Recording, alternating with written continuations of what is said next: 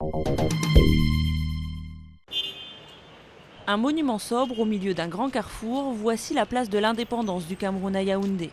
Un édifice discret, seule une plaque orne ce lieu, à tel point que de nombreux passants ne connaissent même pas son existence. 5 décennies après, l'indépendance reste pour beaucoup de Camerounais un événement flou dans les mémoires. On ne prend pas la peine, nos dirigeants ne prennent pas la peine d'expliquer effectivement ce que nous sommes en train de fêter. Ancien protectorat allemand puis mandat français et britannique après la Première Guerre mondiale, la partie orientale francophone du Cameroun est devenue indépendante le 1er janvier 1960, après plusieurs années de guerre. Un épisode déclaré tabou par les gouvernants camerounais selon cet historien.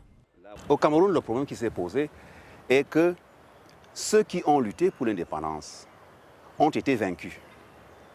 Et ceux qui ont bénéficié de l'indépendance, en tout cas qui ont géré le Cameroun indépendant, sont ceux justement qui étaient contre l'indépendance. Les ennemis de l'indépendance, une fois au pouvoir, ne pouvaient pas faire la part belle à ceux qui ont obtenu ce qu'eux n'ont jamais demandé.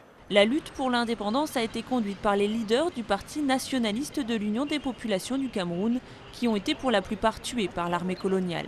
C'est donc un homme proche du gouvernement français, Amadou Ahidjo, qui a pris la tête du pays en 1960 pour le gouverner d'une main de fer pendant près de 22 ans, avant de placer son successeur, Paul Biya, encore à la tête du pays aujourd'hui. Pour cet ancien maquisard, le ressentiment contre la France reste vivace. Le mot indépendant veut dire libre. Mais on n'est pas libre. Les grands hommes qui devaient conduire l'indépendance, la France les a tués et a placé ces gens.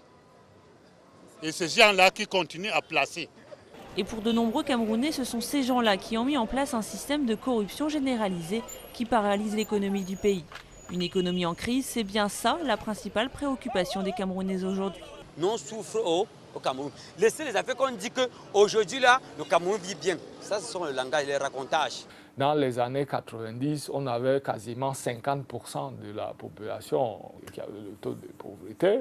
On est encore aujourd'hui à 40% de personnes donc, qui ne peuvent pas avoir un minimum, vous voyez, pour vivre normalement. Dans ces conditions, la plupart des Camerounais ont boudé les célébrations d'indépendance du début d'année. Le pouvoir espère mobiliser les foules lors de la fête nationale du 20 mai prochain.